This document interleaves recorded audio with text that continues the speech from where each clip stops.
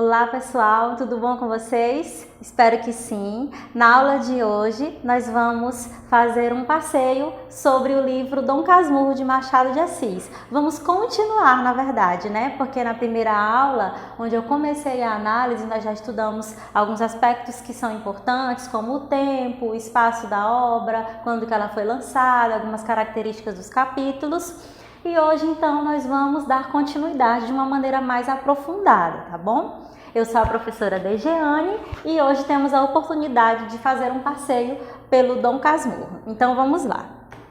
Bem, gente, antes de tudo, vamos relembrar o enredo da obra. Começa falando de um amor adolescente, né, a relação ali entre Bentinho e Capitu. Depois, a gente percebe o conflito, que é a questão do seminário, da ida dele ao seminário, porque a sua mãe, Dona Glória, prometeu, né? Então, tem aí essa ideia do seminário, o que acaba sendo algo que vai perdurar por toda a obra, né? Que é realmente o conflito desta narrativa. E aí, ele acaba indo ao seminário e lá ele começa, então, a amizade com o Escobar, que é uma pessoa que aparece na história, sendo ali fundamental para o desenrolar dos fatos. Então, depois, a gente tem o casamento de Bentinho e Capitu, devido à grande ideia que o Escobar teve de, em vez de Bentinho continuar estudando para ser padre, a mãe dele, Dona Glória, pagar os estudos de algum jovem que quisesse, então, né, seguir no seminário. E aí, assim eles fazem. Então, por conta disso e também com a aprovação de Dona Glória, eles conseguem se casar, porque a Dona Glória tem um apreço por Capitu, porque ela era vizinha e acaba demonstrando ali uma amizade, elas constroem uma relação e Dona Glória percebe que Capitu é uma moça prendada, uma moça que sabe organizar as contas da própria casa, porque assim que a mãe dela morreu, ela tomou de conta de tudo, de acordo com a história. Então, a Dona Glória aceita esse casamento, né? E diz que Bentinho será feliz.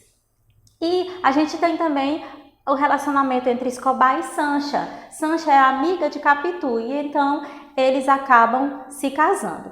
Posteriormente, nós temos então o nascimento do filho Ezequiel, sendo que este nome é uma homenagem que Bentinho e Capitu fazem a Escobar.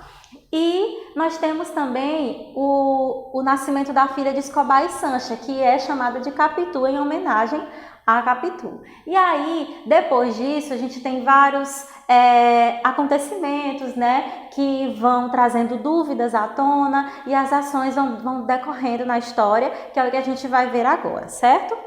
Muito bem. Então, vamos fazer um passeio pelo livro? Eu vou colocar aqui alguns trechos e vou comentar também alguns outros. Pega o teu livro aí, pega lá as tuas anotações que você fez durante a leitura, tá? Ou então, pega o caderno para ir anotando o que eu vou comentando, porque assim vocês vão conseguir entender melhor. Mas depois eu vou também disponibilizar o slide, tá bom? Vamos lá. Gente, logo no começo, a gente tem aqui um diálogo entre Dona Glória e o José Dias, que é chamado pelo Bentinho de o agregado, né? Porque mora lá na casa deles, desde quando ainda o pai do Bentinho era vivo. E aí ele diz assim: Dona Glória, a senhora persiste na ideia de meter o nosso Bentinho no seminário? É mais que tempo e já agora pode haver uma dificuldade. Então, quando a gente percebe essa expressão que eu coloquei aqui em negrito, eu quero destacar para vocês a ideia do carinho e do mimo que Bentinho foi criado. Um rapaz de uma classe social bem favorecida e com uma mãe super protetora, e a gente tem aqui então um rapaz que é muito mimado. Isso acaba sendo depois demonstrado em algumas ações do próprio Bentinho no decorrer da história e depois com o Bento já sendo Dom Casmurro, né, que já é na sua fase adulta, tá? Então, depois, com o decorrer do diálogo, José Dias acaba então dizendo que a dificuldade do seminário, né, dessa ida dele ao seminário para se tornar padre, é o fato de haver uma dificuldade na casa ao lado, que é justamente Capitu. Ou seja, a gente tem uma metáfora aqui colocada, porque a Capitu representa a dificuldade desse sonho de Dona Glória acontecer, que é o filho ser padre. Outra coisa interessante para nós destacarmos é o quanto que a linguagem da obra, ela tem muitos aspectos que demonstram expressões que nós utilizamos até hoje, no século XXI. Olha só essa expressão aqui, que foi falada pela prima Justina, uma das viúvas também que morava lá com eles, né? Então, eles estão falando sobre o padre Feijó, que ele governou o império, estão dizendo que Bentinho vai crescer, né, em conhecimento se ele for mesmo ao seminário, porque depois ele pode até fazer parte do governo, em algum cargo. E aí a prima Justina diz assim, esse padre Feijó, ele governou como a cara dele. Então a gente vê a linguagem cotidiana na obra, o que é uma marca também do Machado, porque em muitos momentos ele utiliza uma linguagem mais erudita, mas ele também utiliza expressões do nosso dia a dia, expressões que até hoje nós conseguimos perceber no nosso linguajar, nos nossos processos comunicacionais, não é verdade? Como essa daqui que a gente vez ou outra fala até hoje. Agora eu quero destacar para vocês o aspecto da narração apaixonada que existe nesse romance. Gente, Capitu e Bentinho, eles formam um dos casais mais famosos da literatura brasileira e da literatura mundial, visto que o Machado é um autor muito lido, né? Muito considerado por muitos leitores em todo o mundo. Então, aqui eu coloquei um trechinho para a gente observar o quanto que esse sentimento foi aqui destacado logo no início do livro. Diz assim: eu amava Capitu, Capitu amava-me, e as minhas pernas andavam, desandavam, estacavam, trêmulas e crentes de abarcar o mundo. Esse primeiro palpitar da seiva, essa revelação da consciência a si própria, nunca mais me esqueceu, nem achei que lhe fosse comparável qualquer outra sensação da mesma espécie. Naturalmente por ser minha, naturalmente por ser a primeira. Então a gente tem aqui essa paixão vindo à tona por meio das palavras, né? E o autor nos coloca isso muito bem, demonstrando esse sentimento que havia entre ambos, não somente de Bento para Capitu, mas também dela por ele, o que é demonstrado em vários momentos no decorrer da narrativa, principalmente nessa primeira parte, onde a gente vê a preocupação dela e esses questionamentos e essa preocupação em ele ir ou não para o seminário, que demonstra realmente que havia um sentimento genuíno entre ambos. E isso também nos faz pensar a respeito da metáfora da adolescência, ou seja, o narrador coloca aqui, o autor nos coloca uma realidade que faz parte do cotidiano desde aquele tempo do século XIX, como também hoje, né? Ele quer demonstrar essa metáfora da adolescência e dizer que esses sentimentos da adolescência, eles são muito à flor da pele, e é isso que ele coloca para a gente por meio dessa citação aqui. Continuando, outro aspecto muito importante dessa obra, da obra que a gente está analisando hoje, é a descrição. A descrição, relembrando aqui as aulas de gêneros textuais, ela faz parte de uma tipologia textual. A gente tem a narração, a descrição, a argumentação, né? Os textos injuntivos, que são os textos de orientação para fazer alguma coisa. Então a descrição é um tipo textual que tem que fazer parte da literatura, porque quando você narra uma história, quando você está ali escrevendo um romance, o autor ele tem que colocar esses elementos descritivos para que nós possamos nos aproximar da obra e visualizar uma pessoa, uma paisagem, uma situação. Então o uso de adjetivos, de expressões que trazem o detalhamento acabam sendo muito ricos. Tudo isso vai sendo colocado, e não somente nesse trecho aqui, mas também em vários outros, e o que acaba aproximando o leitor da obra, tá? Olha só esse trecho aqui. Não podia tirar os olhos daquela criatura de 14 anos, alta, forte e cheia, apertada em um vestido de chita, meio desbotado, os cabelos grossos, feitos em 2 tranças, com as pontas atadas uma à outra, à moda do tempo, desciam-lhe pelas costas. Morena, olhos claros e grandes, nariz reto e comprido, tinha a boca fina e o queixo largo. Então aqui é um momento em que a gente tem a descrição da própria Capitu, uma das protagonistas da história. Ok, então agora a gente vai observar a respeito dos diálogos entre Bentinho e Capitu. Por quê? Porque isso faz parte da análise para que a gente possa compreender o posicionamento deles diante dos acontecimentos, tá? Olha só, aqui eles estão conversando. Que tem José Dias? Pode ser um bom empenho. Mas se foi ele mesmo que falou, não importa, continuou Capitu, dirá agora outra coisa, ele gosta muito de você, não lhe fale acanhado, tudo é que você não tenha medo. Mostre que há de vir a ser dono da casa, mostre que quer e que pode. Essa fala de Capitu nos demonstra como que ela queria que o Bentinho se posicionasse com firmeza, como ela fala aqui, ó, não lhe fale acanhado, não tenha medo, para mostrar o que ele queria e pedir a ajuda do José Dias em relação a ele não ir para o seminário. O que a gente percebe que nesse momento aqui da obra, Capitu, ela tem, de certa maneira, um poder sobre ele, no que se refere à maneira que ela falava para ele, que ele percebia e até depois, na narrativa, elogiava. Ele falava, nossa, como que ela é bem posicionada, como que ela consegue falar dessa forma, uma característica que ele próprio não tinha, por demonstrar uma posição de total passividade em relação a ela. Então, isso que a gente consegue perceber. E aí, olha a continuação, diz assim, ó, não acho não, Capitu. Então ela diz, então vá para o seminário. E ele fala, isso não, mas que se perde em experimentar, experimentemos, faça o que lhe digo. Dona Glória pode ser que mude de resolução, se não mudar, faz-se outra coisa. E aí, a gente vê aqui essa Capitu decidida e bem posicionada, colocando para ele uma possibilidade e ele ali achando que não, tal, demonstrando um pouco de insegurança e ela demonstrando que sabe o que está falando, né? O que nos permite pensar, de acordo com alguns críticos literários e o que a gente vê na obra, que há aqui indícios de uma mulher forte, de uma mulher que sabe se posicionar, quando ela tem um pouquinho ali de espaço para fazê-lo, né? E aí, a gente também tem uma outra perspectiva, que é a perspectiva do outro lado, né? Eu tenho uma mulher forte ou eu tenho uma mulher manipuladora? O que vai dizer, o que vai nos colocar diante das dúvidas que o Machado tanto apresenta em suas obras.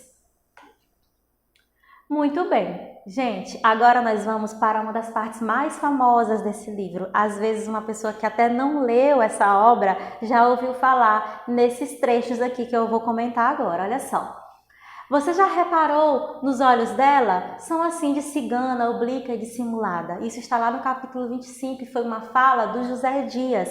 Ele primeiramente falou isso, despertando essa possibilidade de visão, de perspectiva em Bentinho, quando ele fosse então olhar e reparar em Capitu. Então, essa fala coloca a semente da dúvida na cabeça de Bentinho, o que demonstra que ele pode ser interpretado como um personagem totalmente influenciável e que não tem opinião própria, digamos assim. Observem, aqui é justamente essa citação que eu coloquei para vocês, que demonstra essa fama, né, desse momento aqui do livro. E aí, a gente tem que considerar alguns pontos, olha só. Em nenhum dos momentos a gente tem os olhos propriamente sendo ditos e descritos, como que era cada detalhe. A gente não tem essa descrição com muitos detalhes no livro. O que a gente tem são apenas as impressões que estes causam em diferentes personagens, tanto as impressões em José Dias, como também as impressões em Bentinho, que são influenciadas, né, pelo que José Dias falou anteriormente. E aí, o uso da metáfora em Dom Casmurro define certos estados de alma do narrador, o qual traduz em imagens concretas o jogo escondido de pensamento ou do sentimento que se desenvolve em seu âmago, ou seja, ele traz essas ideias para mostrar que às vezes o que ele está vendo nela, né, pelos olhos dela, é o que ele está, na verdade, querendo tomar aquilo como verdade. Então, acaba sendo uma obra ambígua, né, constituída por uma pluralidade de significados, porque vem trazendo essas possibilidades relacionadas aos olhos de Capitu. E aí, olha só, esse destrinchamento dessa citação. O que significa cigana, né? Estereótipo que quer ter vantagens nos negócios que realiza. É assim que nós temos a imagem da cigana. E oblíqua, se recusa ao confronto, olhar de viés para esconder intenções, como se ela agisse, olhasse dessa forma aqui, tentando se esquivar, né, das suas reais intenções com o olhar. E dissimulada finge ser o que não é, né? Então, gente, essa expressão nos mostra, nos dá uma pontinha de possibilidades das pessoas que interpretam a Capitu como uma mulher totalmente manipuladora, uma mulher errada, uma mulher aproveitadora, sabe? Essa ponta aqui, falando dos olhos dela, é só uma das partes que demonstra que muitos analisadores do livro, muitas pessoas que param para prestar atenção nessa obra, pegam então esse trecho para poder falar a respeito de Capitu, por conta dos olhos serem o espelho da alma, né? Olha essa citação aqui. Olhos de ressaca? Vá de ressaca. É o que me dá a ideia daquela feição nova. Traziam não sei que fluido misterioso e enérgico, uma força que a arrastava para dentro, como a vaga que se retira da praia nos dias de ressaca. Então, essa expressão olhos de ressaca é uma metáfora que se refere às ondas, né? Como se fosse ali uma força que o trouxesse, da mesma forma que acontece com o mar, que é uma força que nos traz, né, que nos leva para dentro das ondas, da mesma forma que a gente tem essa metáfora para dizer que Capitu o trazia, né, para perto, ela conseguia tragá-lo de certa maneira com o olhar. Bem, o ato perceptivo do olhar atua na estruturação das personagens, contribui para a natureza mimética do relato, sendo igualmente responsável pela concepção do texto. Ou seja, o ato de olhar nessa estruturação dos personagens da obra, tudo isso contribui para que a natureza do texto se desenrole, porque o livro, essa narrativa, ela é muito de mostrar o olhar, né? Em todos os aspectos, não somente do olhar de Capitu, mas de mostrar para a gente uma possibilidade de significação por meio do que nós conseguimos visualizar na obra, tá? Então, essa possibilidade de olhar, de observar, de analisar os personagens, as situações, acaba sendo colocada de modo abrangente na análise de Dom Casmurro. E aí, a metáfora Olhos de Ressaca recobre a força avassaladora do amor e do ciúme. Para quem defende essa ideia, isso aqui vem então trazendo mais força em relação a essa metáfora Olhos de Ressaca, porque aí vai demonstrar essa força avassaladora que existe na narrativa. Ok, agora nós vamos então para o aspecto da imagem da mulher na obra. Gente, muito se analisa Dom Casmurro no aspecto de perceber quem é a mulher na sociedade. E é isso que nós vamos ver agora, tá? Então, observem com atenção para que vocês possam, então, se sair um pouco dessa ideia só do enredo da história, que a história começa assim, termina assado. Eu não quero que vocês pensem nisso agora. Eu quero que vocês olhem para um lado mais social, uma análise mesmo do aspecto social em relação à mulher. Então, a gente tem imagens de Capitu que são colocadas mediante algumas análises que já foram feitas do livro, como uma mulher ardilosa, pérfida, né, fingida, dissimulada e tudo mais. E é essa mulher que merece um fim consolador. Qual é o fim? O exílio seguido da morte, que é o que a gente vê lá na obra, né? Ela é exilada para a Europa e lá mesmo ela morre. Inclusive o autor conta, vocês devem lembrar lá desse trecho, de uma maneira muito assim, essa pessoa parece que não tem importância. Ele só cita, ela, eu não falei para vocês? Ela morreu, ela está enterrada lá na Europa. Então a gente percebe como se ela fosse ali qualquer pessoa, né? Pela maneira que ele mostra o fim da personagem na narrativa. Na visão desses autores, tudo deveria ser calmo, tranquilo, e suave, como a própria imagem da mulher que a sociedade produzia e cultuava. Então, eles queriam que a mulher fosse colocada dessa forma, sendo que, na verdade, não é, né? Eles queriam que ficasse sendo demonstrada uma mulher ali como se fosse uma mulher do aspecto romântico, e, na verdade, ela não é assim, né? Então, a gente percebe aí essa diferença. Bem, então, o que a gente percebe? Determinadas características são inerentes à feminilidade, ou seja, o refinamento, o tato, a observação, os sentimentos, enquanto outras características, de acordo com a sociedade, abstração, humor, poder e força são qualidades meramente masculinas. Então, quando a gente pensa nesse paralelo, Capitu, ela foge desse modelo de mulher, né? E justamente por isso ela merece ser expulsa de casa, simplesmente por ser considerada, de acordo com algumas análises que a gente pode olhar sobre esse viés, né? Por ser considerada uma mulher forte. Perceberam? Então a gente tem aqui um paralelo que mostra que determinadas características são estereotipadas pela sociedade como características de mulher e outras características como características de homens, né, do lado masculino.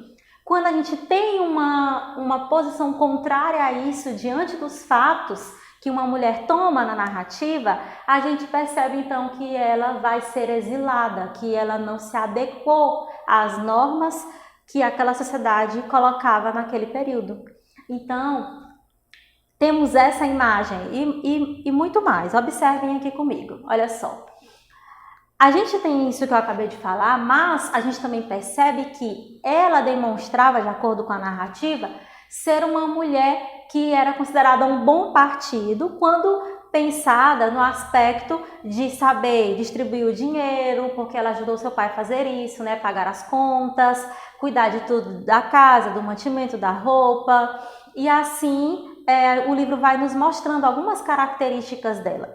E aí a gente percebe que ela tinha essas características, mas ao mesmo tempo é como se quando você pensa nos aspectos que são considerados ruins de Capitu, isso aqui tudo é colocado de lado. Então, quando nós paramos para pensar nesse papel da mulher na sociedade, em quem Capitu representa na obra, um aspecto que precisa ser destacado é a questão do silêncio de Capitu. Por quê? Vocês sabem que o narrador é o Bentinho. E aí a gente tem um romance que Capitu faz referência a uma construção social que tem a ver com a distinção entre o masculino e o feminino, colocando a mulher numa posição de inferioridade e veiculando uma imagem negativa dessa mulher, que no caso é uma mulher adúltera, de acordo com muitos analistas da obra, né? Mas a gente vê que a narração ela vai caminhando para isso, porque quem está contando é o Bentinho, né, gente? O que se considera traído. Através da linguagem que se instaura toda forma de poder, ou seja, esse poder que nós temos na narrativa é colocado nas mãos de Bentinho, porque ele é o dotador da linguagem, ele que tem esse poder, e é ele que demonstra isso na obra, porque ele está narrando. Então a gente tem uma posição de inferioridade de Capitu justamente por predominar o silêncio. E uma coisa interessante é que quando ela fala, nas poucas vezes que ela fala, ela consegue se posicionar. Então, se ela fala em poucas vezes, ela consegue se posicionar, demonstrar algumas questões que fazem parte do seu interior. Em poucas vezes que ela tem voz, imagine se ela tivesse mais, né? Então a gente pode pensar aqui que esse silêncio é uma metáfora da posição social da mulher e do lugar de inferioridade que ela tinha lá no século XIX e que algumas vezes ainda tem hoje na nossa sociedade atual. Capitu é literalmente incapaz de agir conforme seus interesses, pois toda declaração de sentimentos verdadeiros será inevitavelmente interpretada como ambição. Ela era vista de tal forma que, se ela falasse que ela tinha sentimentos verdadeiros, ela era interpretada de outra forma, né? É o que acontece em vários momentos da obra. Não há como negar que para Machado o amor não é uma emoção que possa ser isolada das pressões sociais. Então, Capitu está diante desse dilema. Machado coloca isso pra gente. mostrando que o amor ele está totalmente ligado às pressões sociais que as relações são ali colocadas, inseridas, né? E a gente tem o dilema que é justamente, ao ser adotada por Dona Glória por razões pessoais, ela não pode se abrir por medo de ser considerada interesseira e seus impulsos, seus silêncios, suas aparentes contradições podem ser o resultado dessa situação ambígua ou a maneira que consegue existir num meio em que não lhe pertence. Ou seja, é colocada em um espaço que demonstra que ela talvez pode falar dos seus sentimentos, mas vai ser interpretada como uma pessoa interesseira ou como uma pessoa de ambição por ter uma origem mais simples, né? Com menos poder aquisitivo do que Bentinho, tá? Então a gente percebe vez ou outra essas colocações na obra. Será se ela não pode nem dizer o que pensa ou dizer o que sente, que ela vai ser interpretada como uma pessoa ambiciosa? Então, nós temos esse ponto também a pensar e a questionar, porque muitas vezes essa é a impressão que a narrativa nos passa. De fato, a heroína pode ser também um exemplo da humanidade aterrorizadora, porque a gente pensa aqui já nas possibilidades de quem olha para Capitu como uma pessoa má mesmo, né? Porque permanece incognoscível ao ser apresentada através da visão perturbada de Bento Santiago, que é o narrador. Este, como vítima de sua própria retórica e visão distorcida da realidade, está no plano da imaginação e pode ser encarado como um perdedor. Então, a gente pensa nessa possibilidade aqui também, né? Porque, como eu já falei, Machado é o autor da dúvida. Nós temos que caminhar por vários lados, mas tentando ali analisar. Por isso que é tão importante a leitura na íntegra da obra, para que você não fique com recortes de que você ouviu falar e assim você tomar a sua opinião, fazer o seu posicionamento, certo? Bento Santiago pode falar o que bem lhe aprouver, já que detém a palavra. Então ele vai falando, a verdade é única, né? A verdade é única e a história de Capitu é contada por outro, que além de não lhe dar voz, a constrói segundo a sua ótica. É o que nós podemos perceber dentro da obra, né? Porque é uma verdade unilateral, não é verdade? A gente consegue perceber isso porque a voz é do Bento, o narrador. Capitu é uma moça pobre que alcança a estima e até o amor da família e do homem que a acolhe. Dotada de inteligência, sensibilidade, dignidade e beleza, ela não deixa de pertencer ao espaço do agregado, da dessemelhança, já que sente na pele o paternalismo nas relações e o direito de mando sobre si, certo? Então, a gente tem aqui, uma moça pobre que alcança essa estima da família pela questão do relacionamento entre os dois, né? E a gente tem aqui um destaque em relação à inteligência dela, a sensibilidade, as características boas que ela tinha, né? E ela vai então fazer parte desse espaço do agregado e sente na pele o paternalismo, que é a questão da sociedade patriarcal e o modo como o destaque, né, do modo como a nossa sociedade foi então organizada e que tem esses resquícios, né, do paternalismo mostrado aqui na obra de Machado de Assis.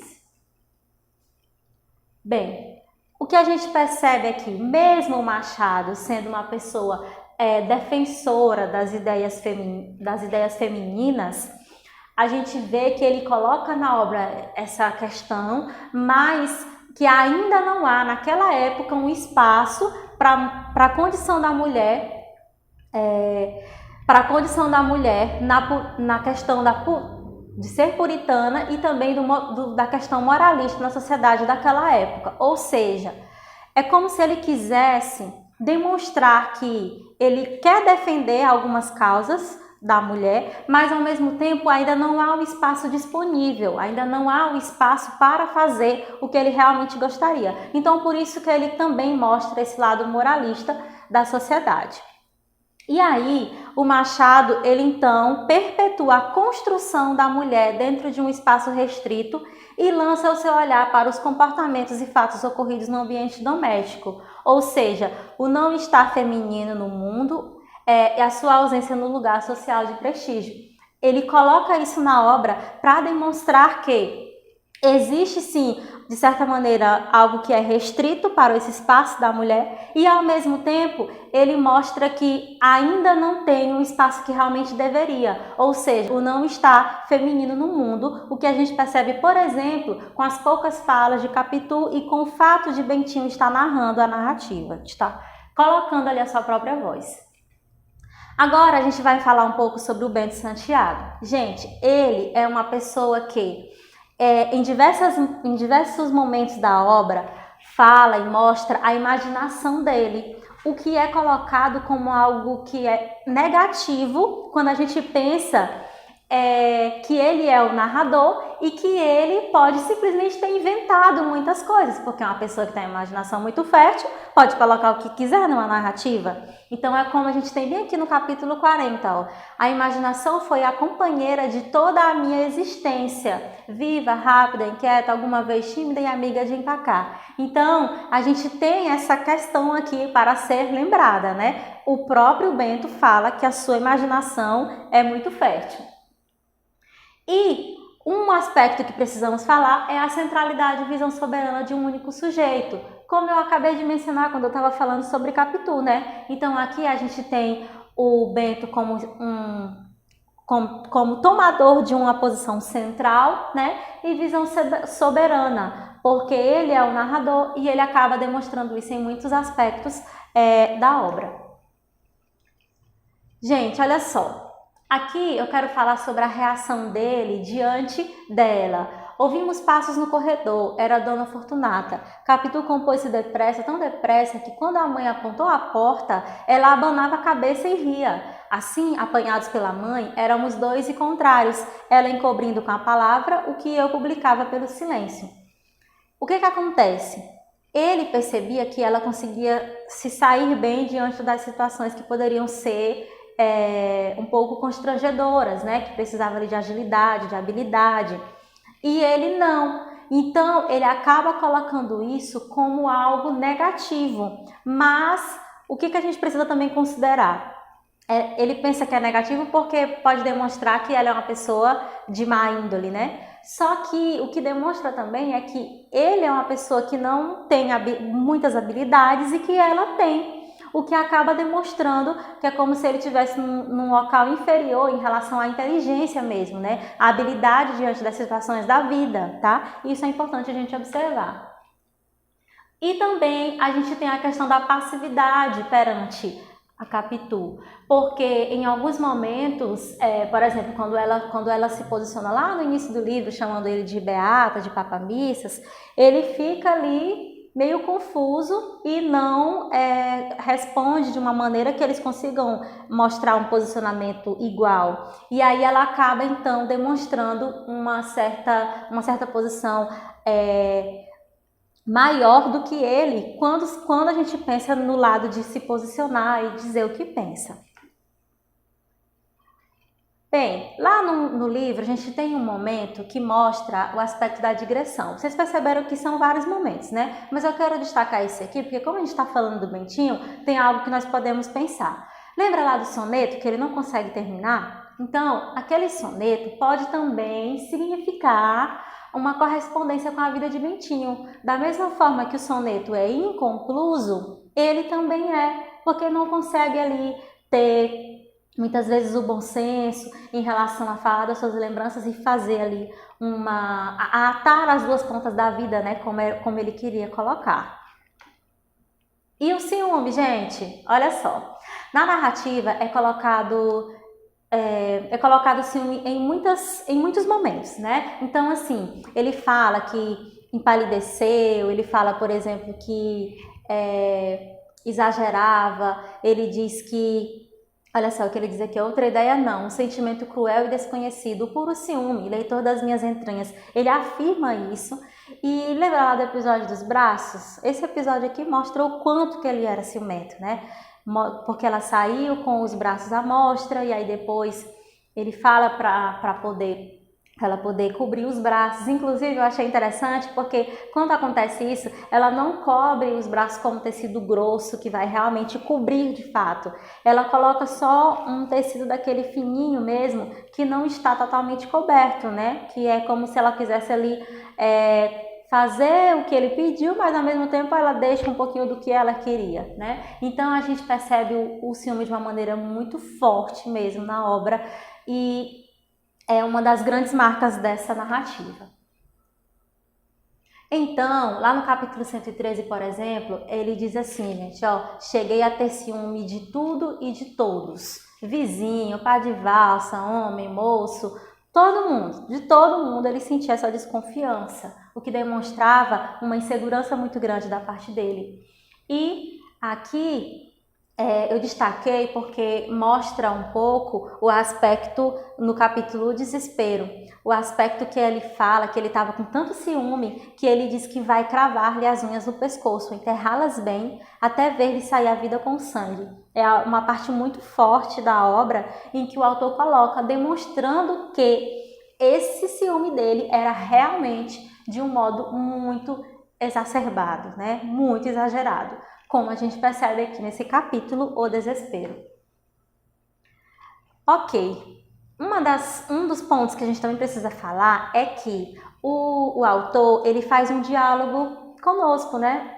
Conosco que somos os leitores. Então esse capítulo aqui, Amai Rapazes, é um desses exemplos, onde o Machado fala conosco, amai rapazes, e principalmente amai as moças lindas e graciosas.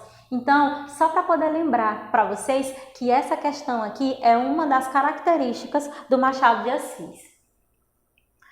Gente, isso aqui é o próprio Bento falando, né? Agora há pouco. Agora, esse aspecto que a gente também precisa falar quando a gente pensa em analisar o Bento Santiago. Porque, olha só, quando ele estava lá no seminário, vocês lembram desse episódio? Que ele está ali conversando com o Escobar? Gente, aí lá em determinado momento, o Escobar mostra suas aptidões com a matemática, né? E aí, o que acontece?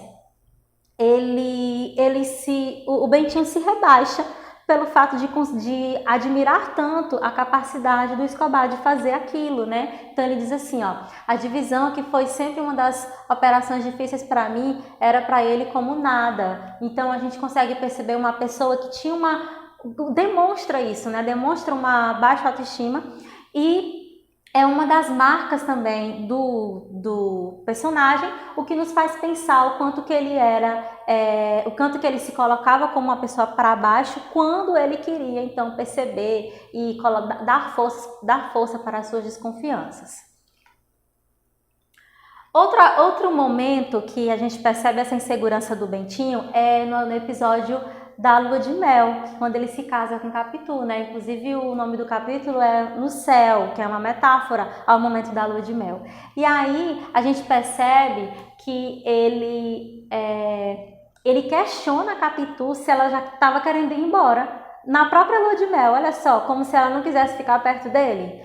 Olha o que ele diz. Não obstante, achei que Capitu estava um tanto impaciente por descer. Concordava em ficar, mas ia falando do pai e de minha mãe, da falta de notícias nossas, disto e daquilo, a ponto que nos arrufamos um pouco. Perguntei-lhe se já estava aborrecida de mim. Olha a pergunta dele, na própria lua de mel, né?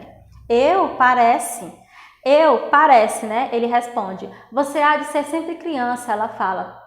Disse ela, fechando minha cara entre as mãos e chegando muito aos olhos aos meus. Então eu esperei tantos anos para me aborrecer em 7 dias? É o que ela responde para ele. Ou seja, demonstrando a insegurança dele, que era demais. Aqui nós temos também um aspecto da desconfiança, que é quando tudo começa a ficar um pouco mais forte para ele, porque esse determinado dia ele chegou lá e o Escobar estava à porta do corredor para resolver algumas questões dos embargos, né? E aí essa ideia começa a se alimentar de maneira mais forte no Bentinho. Gente, além disso, nós temos as ironias, tá? Que é algo que vocês também precisam lembrar, porque é muito importante essa marca aqui do Machado, sempre cai em provas essas questões. Por isso que as ironias são colocadas. E aqui eu destaquei uma para vocês, ó.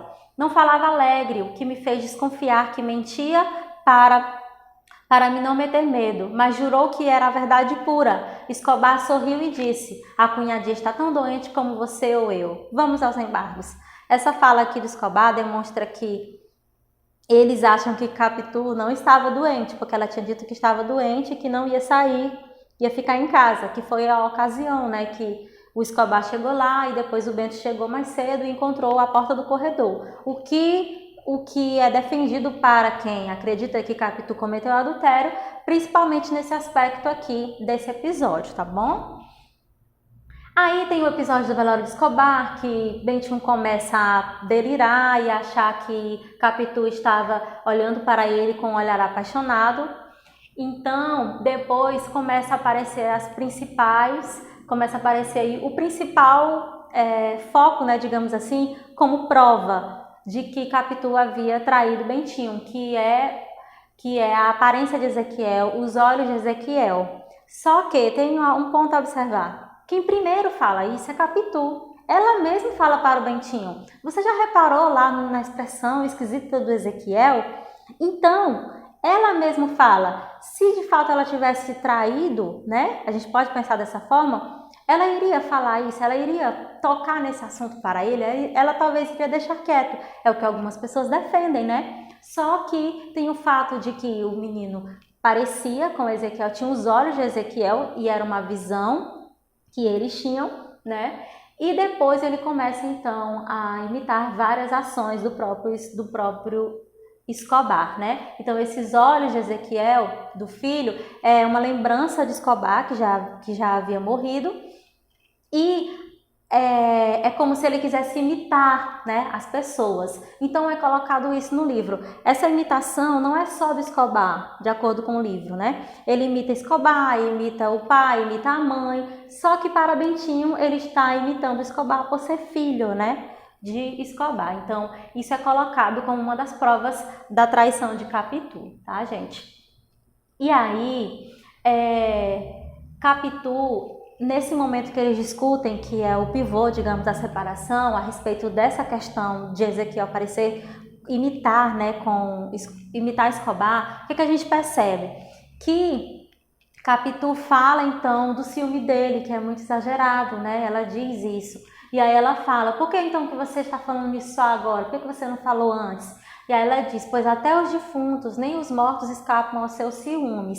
E aí a gente tem, então aqui, para enfatizar para vocês, uma semelhança, gente, uma lembrança, né, uma intertextualidade com a obra de Shakespeare, Otelo. Por isso que essa obra, Dom Casmurro, é considerada o Otelo brasileiro, por conta dessa questão do enredo, né, falar do ciúme de um esposo para com a esposa, tá? Porque lá em Otelo ele tem ciúmes da esposa e depois ele mesmo se mata, né? Então a gente percebe aqui uma semelhança, o que é colocado para muitos críticos por conta dessa questão do ciúme e das incertezas, certo?